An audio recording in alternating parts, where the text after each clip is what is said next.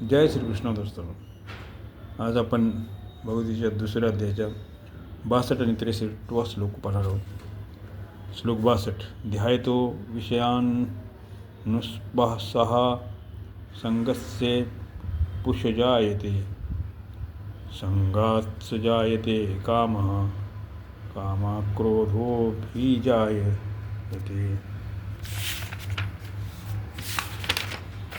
श्लोक 63. क्रोधान् भवति सम्मोह संहास्य स्मृतिविभ्रमः स्मृतिभ्रंशात् बुद्धिनाशो प्रणश्यति. अशा प्रकारे 62 आणि 63 हा श्लोक याचा अर्थ एकत्र पाहणार आहोत.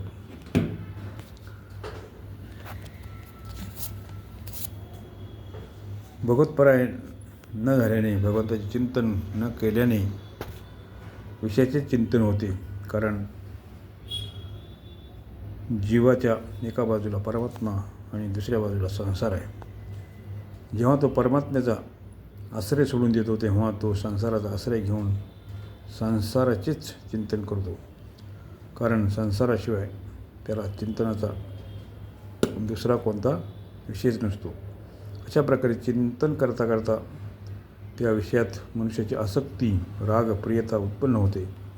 आसक्ती उत्पन्न झाल्याने त्या विषयाचे मनुष्य सेवन करतो. विषय सेवन न मग ते मानसिक असो की शारीरिक असो, त्यापासून जे सुख होते त्या सुखामुळे विषयात प्रियता उत्पन्न होते. प्रियता झाल्याने त्या विषयाचे वारंवार चिंतन होऊ लागते. आता तो विषयाचे सेवन करतो अथवा न करो, परंतु विषयामध्ये आसक्ती निर्माण होते. हा नियम आहे. संगात् जायते कामः. विषयाविषयी आसक्ती उत्पन्न झाल्यावर त्या विषयांना, भोगांना प्राप्त करण्याची कामना निर्माण होते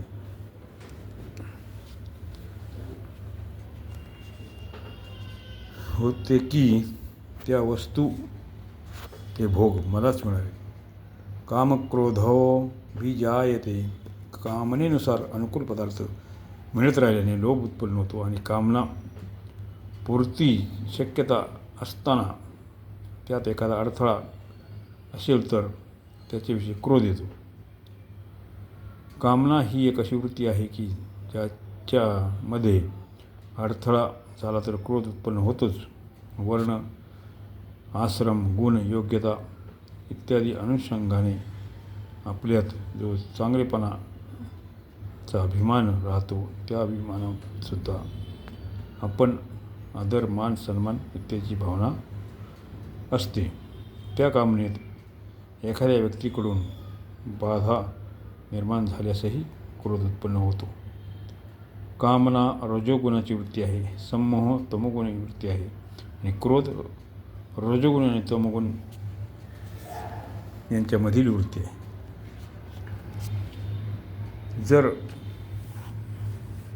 विषयाविषयी कोठेही क्रोध येत असेल तर त्याच्या मुळात कोठे ना कोठे आसक्ती अवश्य असते. असे नीती न्यायाच्या विरुद्ध काम करणाऱ्याला पाहून क्रोध येतो तर न्यायाविषयी आसक्ती आहे. अपमान, तिरस्कार करणाऱ्यावर क्रोध येतो तर मान सन्मानाविषयी आसक्ती आहे. निंदा करणाऱ्यावर क्रोध येतो तर प्रशंसेविषयी आसक्ती आहे. दोषारोपण करणाऱ्यावर क्रोध येतो तर निर्दोषतेच्या अभिमानाविषयी आसक्ती आहे. इत्यादी इत्यादी. क्रोधान् भवति सम्मोह. क्रोधाने सम्मोह होतो, अर्थात मूढता वाढते. वास्तविक पाहिले तर काम, क्रोध, लोभ आणि ममता या चारीमुळेच सम्मोह होतो. जसे कामाने जो सम्मोह होतो तो विवेकशक्ती, त्यात विवेकशक्ती झाकली जात असल्यामुळे मनुष्याच्या कामाच्या वशीभूत होऊन करण्यालायक नसलेले कार्य करून टाकतो. क्रोधाने जो सम्मोह होतो त्यात मनुष्य आपल्या मित्रांना आणि पूज्य व्यक्तींना सुद्धा उलटसुलट गोष्टी बोलतो आणि न करण्यायोग्य आचरण करतो. लोभात जो संमोह होतो त्यात मनुष्याला सत्य असत्य अधर्म धर्म अधर्म इत्यादींचा विचार राहत नाही आणि तो कपटाने लोकांना फसवितो. ममतेने जो संमोह होतो त्यात स्वभाव राहत नाही तर पक्षपात केला जातो. जर काम, क्रोध, लोभ आणि ममता या चारींविषयी संमोह होतो तर भगवंतांनी येथे केवळ क्रोधाचेच काम का नाव घेतले.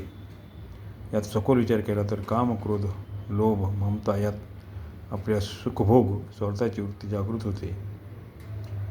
जागृत राहते, परंतु क्रोधात दुसऱ्याचे अनिष्ट करण्याची वृत्ती जागृत राहते. म्हणून क्रोधाने जो संमोह होतो तो काम, क्रोध, ममतापासून उत्पन्न होणाऱ्या समूहापेक्षाही भयंकर असतो. त्या दृष्टीने भगवंतांनी येथे केवळ क्रोधानेच संमोह होणे म्हटले आहे. संमोहा स्मृती विभ्रमः मूढता बांधल्याने स्मृती नष्ट होते. अर्थात शास्त्रानुसार विचारानुसार जो निश्चय केला होता आपल्याला असे काम करायचे आहे, असे साधन करायचे आहे, आपला उद्धार करायचा आहे याची स्मृती नष्ट होते, त्याची आठवण राहत नाही. स्मृतिभ्रंशांध बुद्धिनाशाः स्मृती नष्ट झाली असता बुद्धीत प्रकट होणारा विवेक लुप्त होतो. अर्थात मनुष्यात नवीन विचार करण्याची शक्ती राहत नाही. बुद्धी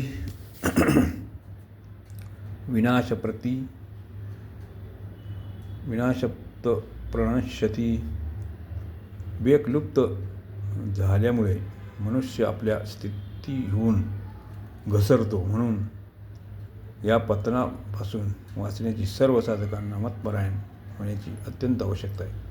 येथे विषयांचे केवळ ध्यान करण्याचे आसक्तीपासून काम, कामापासून क्रोध, क्रोधापासून समूह, समूहापासून स्मृतिनाश, स्मृतिनाशापासून बुद्धिनाश आणि बुद्धिनाशापासून पतन हा जो क्रम दाखवलेला आहे याचे विवेचन करण्याला वेळ लागेल, परंतु या सर्व वृत्ती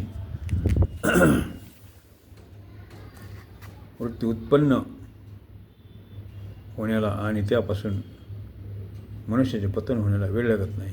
विजेच्या प्रभावाप्रमाणे या सर्व वृत्ती तात्काळ उत्पन्न होऊन मनुष्याचे पतन करतात. अशा प्रकारे 62 आणि 63 श्लोकाचा अर्थ येथे संपत आहे. जय श्रीकृष्ण.